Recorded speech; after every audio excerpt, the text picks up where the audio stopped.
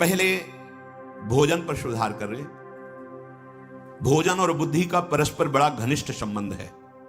सात्विक आहार निसंदेह आपको इस क्रियाओं से विजय प्राप्त करवा देगा। ध्यान से सुनिए, सात्विक आहार, जब आप भोजन पा रहे हो उस समय नाम जप जरूर चलना चाहिए। अगर उस समय गलत दृश्य देख करके, गलत बातें चिंतन करके भोजन पाओगे तो उसका प्रभाव आपको और गलत में लगा देगा, भले सात्विक भोजन है। ध्यान दीजिए, भोजन के समय जरूर बड़ा आनंद मिलता है। जैसे आप प्रसाद पा रहे हो और आपका अभ्यास फिट है, अब लगा दिया प्रथम यथामति प्रणमो श्री वृंदावन तिरम्य श्री राधिका कृपा बिनु सब, बड़ा पद है। देखत नव निकुंज सुन सजनी लागत है यति चारु, पद अंदर चल रहा है और अब प्रश्न, चलो नहीं है साहब का अभ्यास, राधा राधा राधा। उस समय व्यर्थ की वार्ता, उस समय व्यर्थ का चिंतन, व्यर्थ के दृश्य देखते हुए भोजन, गलत संस्कार पड़ रहा है। सात्विक आहार आपने पाया पर विचार आपका सात्विक नहीं है, अधार्मिक विचार है, दुष्ट भाव है, तो सात्विक व्यर्थ हो जाएगा। भोजन वो उसी को सपोर्ट करेगा। भोजन के समय बिल्कुल सावधान रहो, वो आपकी नस नाड़ियों में फैलकर वैसा ही प्रभाव फैलाएगा जैसा आप चिंतन कर रहे हैं। भोजन के समय जैसा विचार होता है ठीक वैसा ही आपका स्वभाव बनता है। महापुरुषों का स्वानुभव पूर्ण सिद्धांत है कि भोजन के समय सावधान। भोजन में जो रस बनता है वो नस नस में फैलता है और जिस चिंतन से चिंतित होकर पाया वैसे ही प्रभाव पड़ता है। स्थूल भोजन का सूक्ष्म विचार पर प्रभाव पड़ता है, कई गुना प्रभावशाली प्रभाव आपके चिंतन का पड़ता है भोजन में। बहुत शुद्ध भोजन हो, सात्विक भोजन हो, पर आपका विचार भोजन करते समय सही नहीं, आपका चिंतन सही नहीं। इसलिए देखो, संत जनों का जब कभी प्रसाद पाने तो पहले नाम कीर्तन होता है, फिर बहुत से जय जयकार लिखते हैं और बीच बीच में जोर जोर से राधे श्याम की गुण, कि आपका चिंतन भागवतिक रहना चाहिए। देखो ना, हमें लगता है 10 मिनट तो केवल जय जयकार ही होती है।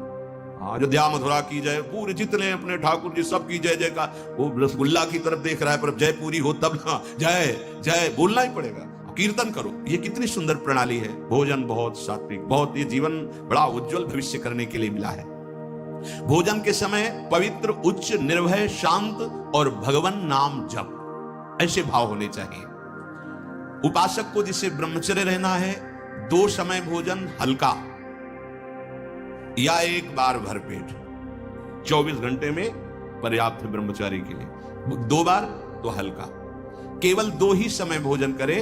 पहला भोजन का समय 10 बजे से लेकर 1 बजे के बीच में, दूसरा संध्या होने के बाद 8 बजे तक, इसके बाद नहीं। अगर इसके बाद आप पाते हैं तो आपकी दिनचर्या में फर्क पड़ेगा, वो आपके कई दोष प्रकट कर दे। देखो, जीवन को यदि आप मंगलमय प्रकाशशील बनाना चाहते हैं तो महापुरुषों के वचन मानने पड़ेंगे।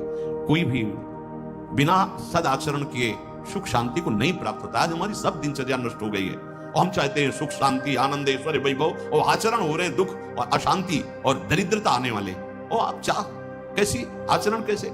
भोजन 2 समय, बहुत ध्यान से, पहला 10 से 1 बजे तक, और मध्याह्न में भोजन पाने के बाद चाहे 15 मिनट ही हो, आप विश्राम कीजिए, दाएं बाएं करवट सीधा ऐसा।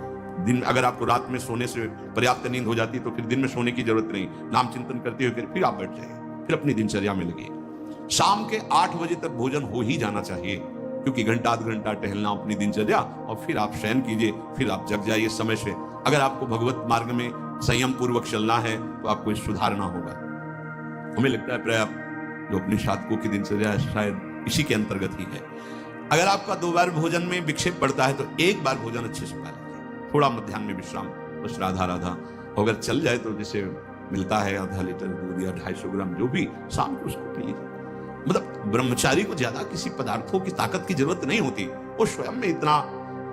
अब अनावश्यक आप डालते रहोगे, अनावश्यक, तो फिर आपका चिंतन भी बिगड़ जाएगा, आप नहीं संभाल पाओगे। बहुत संयम की जरूरत है।